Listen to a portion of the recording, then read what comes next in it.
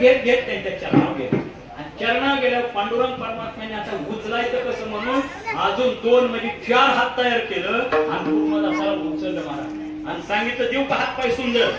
नको म्हणते का तर आता जर तुम्ही हातपाय सुंदर दिले तर मला परत जन्म भोगावं लागेल. फक्त एक करा तुमच्या हृदयात मला स्थान घ्या त्याची जीवन जे आपल्यात विलीन केली. अजून काय सांगितलं या ठिकाणी आता समाधी माझी होणार आहे इथं अंश रूपाने तुम्ही चिरकाल राहायचं महाराज का अशी कृपा केली कारण असे कृपे आपण शिव